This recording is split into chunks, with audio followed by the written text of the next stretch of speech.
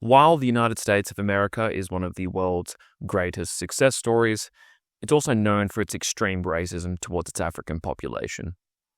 Racism was central to the enslavement and colonization of America, and without racist ideology, the United States could have never enslaved millions of Africans. But why? Why were the European colonists racist? Why did they capture and enslave more than 10 million Africans? This video will explain what racism in America looked like and the causes of racist ideology in the early modern world. I hope you enjoy it and you're watching All Things Humanities.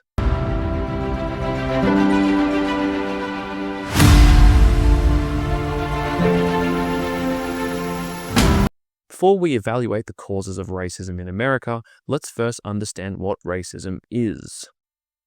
Racism is understood as the mistreatment of one group of people over another based on physical features. For the most part, racial differences are generally based on physical features that are inherited and generally determined by geographical origin. For example, people from Central Africa are considered African and are stereotyped to have dark or black skin and curly hair. Mainstream understandings of race are that geography and environment are responsible for these physical differences.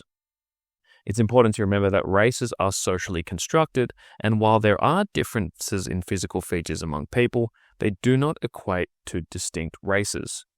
Instead, using race as a construct has helped human beings categorize people for the sake of social, political, and economic goals. For example, it's practical to draw borders to say where Africa begins and ends, and these are generally determined on how people look. So, we understand what race is in some way. We must then ask ourselves, why did the Europeans decide to discriminate and mistreat Africans by forcing them into slavery during the 1600s? Well, let's have a look. The primary driver of American slavery was to make large amounts of money. European colonists quickly discovered that the Americas offered vast expanses of fertile land, but lacked sufficient workers to farm it profitably. There were clear economic motivations to begin enslaving Africans and forcing them to farm, but these economic incentives were not necessary. This is because the Europeans chose to do this, and enslaving the African population would come at the cost of the mass exploitation of African people.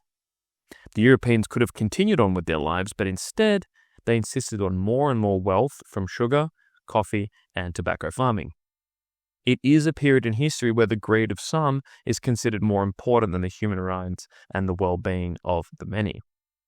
It's also a great example of where greed can distort and corrupt human beings to the point that some people died at the cost of financial prosperity of the Europeans.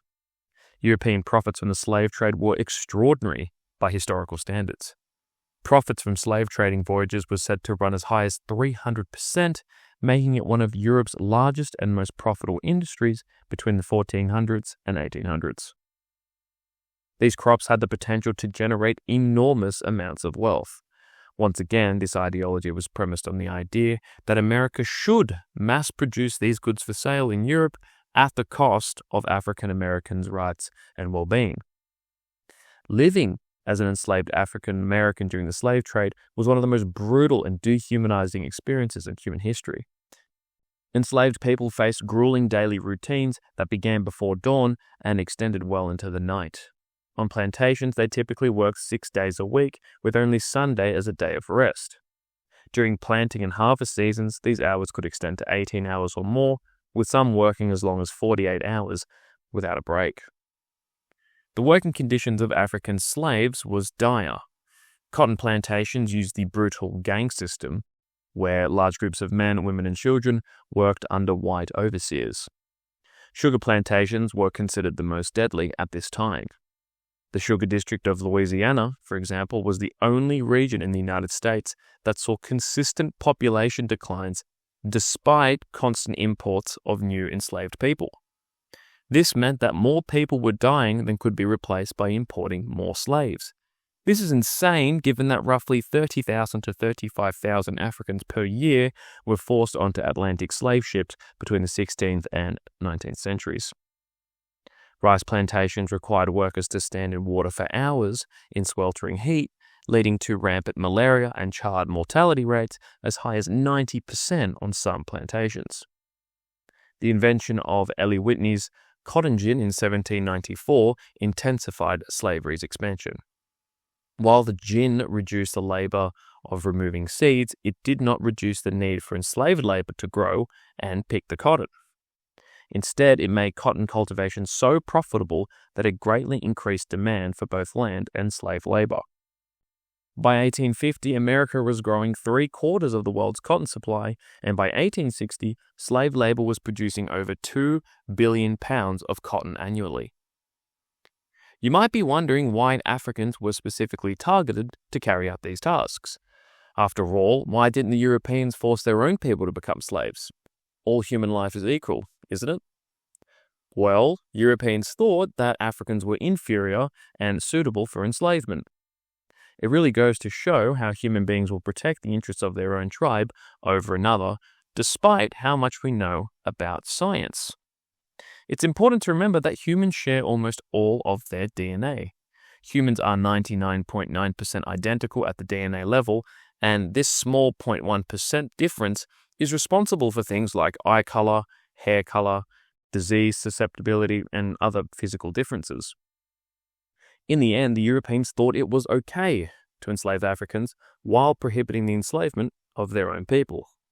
I mean, the Europeans didn't really understand that humans were 99.9% identical at the DNA level, but there was a bias towards themselves and a bias against Africans. Some defenders of the slave trade argued that enslaved people were better off in America than in Africa, and that slavery provided, wait for it, a benefit for the Africans. These arguments allowed slaveholders to maintain their practices while claiming some sort of moral justification for their acts. This reeks of motivated reasoning, where European and white Americans are looking to justify an immoral action for their own economic benefit. The Europeans thought that Africans would be better off if they were enslaved rather than living autonomously in Africa or even America. Believe it or not, but Protestant Christianity also provided a crucial justification for slavery. Defenders of slavery pointed to Old Testament passages showing that Abraham and the patriarchs held slaves, and New Testament verses where Paul instructed slaves to obey their masters. Once again, this provided some sort of religious justification for white Americans to enslave an African population. You just wonder why they didn't choose their own people. Perhaps many Christians use the biblical story of Noah cursing Ham's son, Canaan, to justify enslaving Africans. They argued that Africans were descendants of Ham and therefore divinely predetermined for slavery. The use of Protestant Christianity to justify slavery was clearly motivated by the economic goals of the Europeans. They didn't care about the verses in the Bible that promoted equality and compassion. They found any verse they could to try and justify something as brutal as slavery to serve their economic interests. By the 19th century, many Americans defended slavery as a necessary evil. They thought that freeing Africans from slavery would have more harmful consequences than continuing slavery. After all, Thomas Jefferson did say, "We have the wolf by the ear, and we can neither hold him nor safely let him go." Perhaps Jefferson thought that enslaved people were better off in America than living a life of freedom in Africa. Slavery ended in the United States in 1865. Economic changes, especially the growth of industrial capitalism in the North, made free labor more appealing and reduced reliance on labor for commerce. Most people think that slavery ended because of growing moral and political opposition, but it almost seems like the Europeans always knew that slavery was wrong, and that their attitudes only really seemed to change once they could make money through industrialization. Nevertheless, racism still existed in America. In the 1870s, Jim Crow laws were enacted. Jim Crow laws were state and local laws enforcing racial segregation of African Americans from the late 19th to mid-20th centuries. These laws mandated separation in public facilities and prohibited interracial marriage. The government tried to soften their racism by upholding the separate but equal doctrine. The separate but equal doctrine was a U.S. legal principle that allowed for segregation laws, provided that these separated facilities were equal in quality. But in practice, it led to inferior treatment and facilities for black citizens. Jim Crow laws possessed almost no economic utility. And for that reason, one should ask, Why would the US government go to the level of segregating its population based on the physical features of some? Would it not cost the American economy? After all, Jim Crow laws significantly restricted Black Americans' access to quality education, jobs, and wealth-building opportunities. Black families were systemically kept in low-paying, undesirable jobs, and they had jobs that were reserved for African Americans. Let's not forget that the US government would have been spending money to enforce segregation by subsidizing segregated facilities or by channeling resources in ways that entrenched racial discrimination. The rationale behind the laws was rooted in the ideology of white supremacy, social control, and a desire to maintain racial and economic hierarchies in the United States. White-dominated legislatures enacted these laws to disenfranchise African Americans, restrict their political and social rights, and enforce segregation in public and private life. Supporters of Jim Crow laws used pseudo-scientific theories that claimed to demonstrate biological differences between races and arguing that these differences justified segregation. Leading scientists and philosophers of the era supported these false racial hierarchies through fraudulent studies that measured brain sizes and intelligence.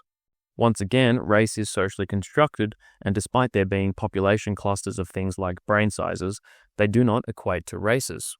Races were created to serve political, social, and economic goals, with US slavery and Jim Crow laws being great examples of that. The motivations for racism in America were based on greed and tribalism. While early racism in America through the slave trade was motivated by prosperity and wealth, later forms of racism, like Jim Crow, were motivated by beliefs that white people were superior to the black population. But that brings us to the end of this video on how racism developed in America. I hope you enjoyed it. If you did, consider subscribing and liking the video for more content like this.